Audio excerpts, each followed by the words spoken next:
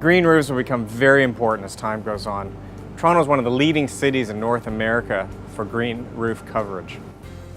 Every new development over a certain size has to have part of the roof vegetated.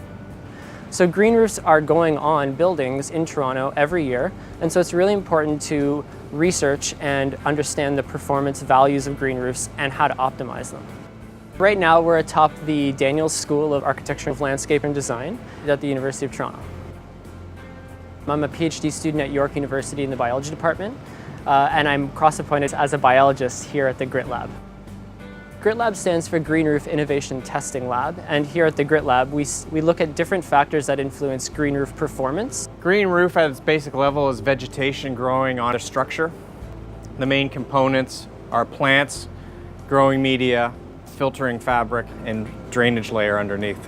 So there's 33 different test beds which contain different factors that influence green roof performance.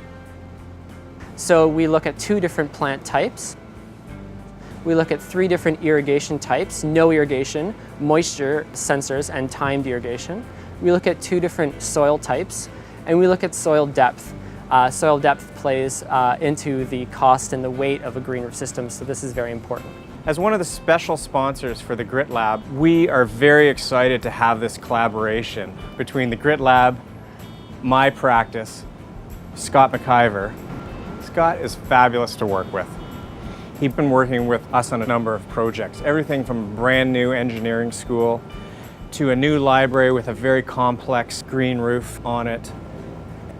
The collaboration between the GRIT Lab, Scott Torrance, landscape architecture, Scott McIver has been very productive, very positive in many ways.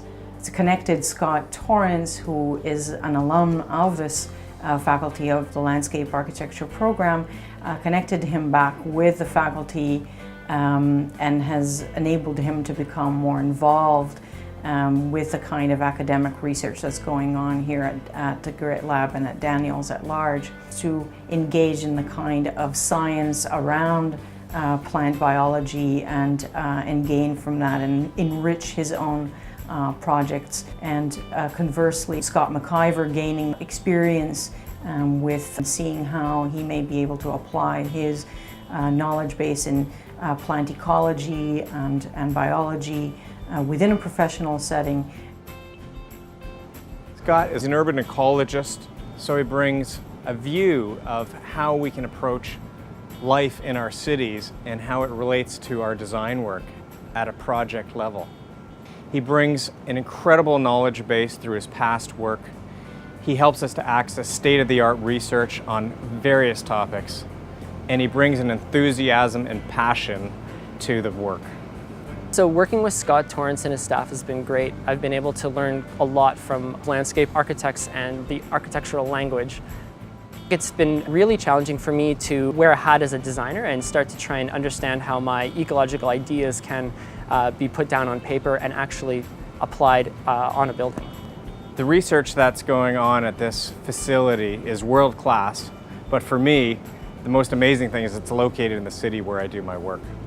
It allows me to get real-time data and cutting-edge research that I can apply to the work that I'm doing for my clients. And it also has allowed us to bring clients and colleagues to see the work that's being done up here and to help explain the importance of an approach to green roof design that shows that we can't approach every project in the same way. There are so many variables that we have to take a unique approach to the design of each green roof.